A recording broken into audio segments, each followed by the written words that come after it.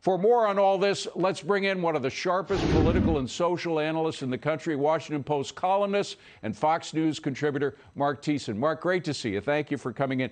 Great to be with you. Do you think there's any way in which the president or anybody could credibly say we are stronger today than we were a year ago?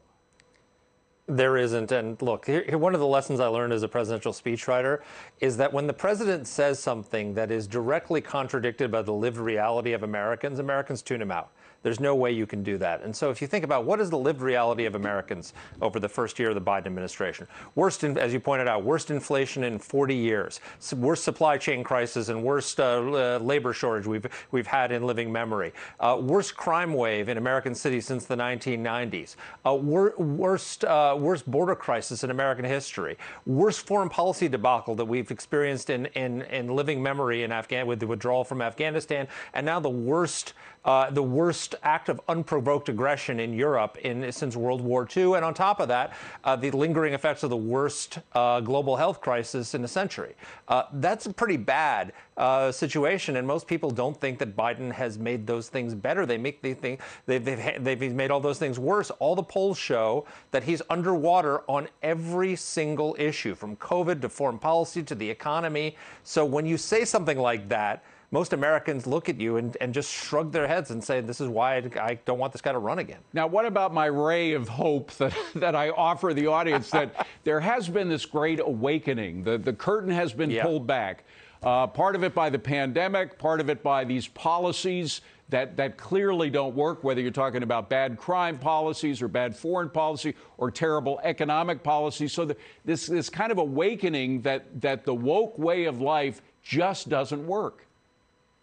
I think you're right that there has been an awakening in this country. You see it in the school board meetings. What powered the elections in Virginia and almost in New Jersey to topple Democrats was parents who are just sick and tired of their children being indoctrinated with radical ideologies and also just like getting rid of gifted and talented programs in the name of diversity and all the rest of this. So there is an uprising on that. The Democrats are up. They realize there's a COVID uprising. I mean, why do you think all these Democratic governors were lifting mask mandates before the CDC said it was okay to do so? Because of political science, not because of science.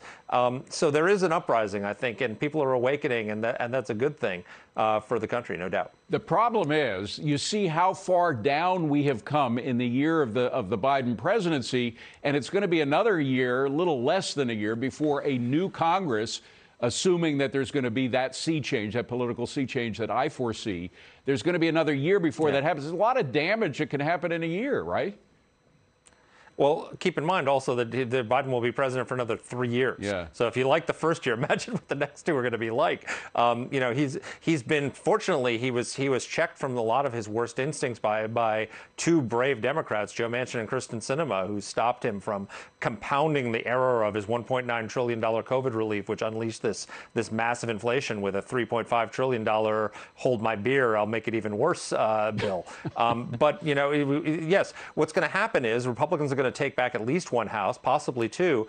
And then what is Joe Biden going to do when he doesn't have a Democrats-only reconciliation bill to pass his radical agenda? He's going to have to start compromising with Republicans, or he won't get anything passed. But on the international stage, he doesn't need Congress. The commander-in-chief has broad powers. And you think back to the Carter years, we're still paying for the Carter years today. I mean, the Iranian regime, what it's doing, that happened under Jimmy Carter, where the Shah was overthrown and the Iranian mullahs came into power. We could be living with the impact of Joe Biden's 4 years in office for 40 years or more. Well, and I don't want to get too depressed about everything, but we also have something else, which is the regulatory power of a presidency. And Steve Forbes is one who's been saying that, you can socialize economy through legislation, but you could also do it through regulation, at least to a large degree. And there is still more of that to come. You look at the appointments that have been made. I mean, my God, one of the appointees, she pulled out, but she was a full-blown Marxist and was going to be in charge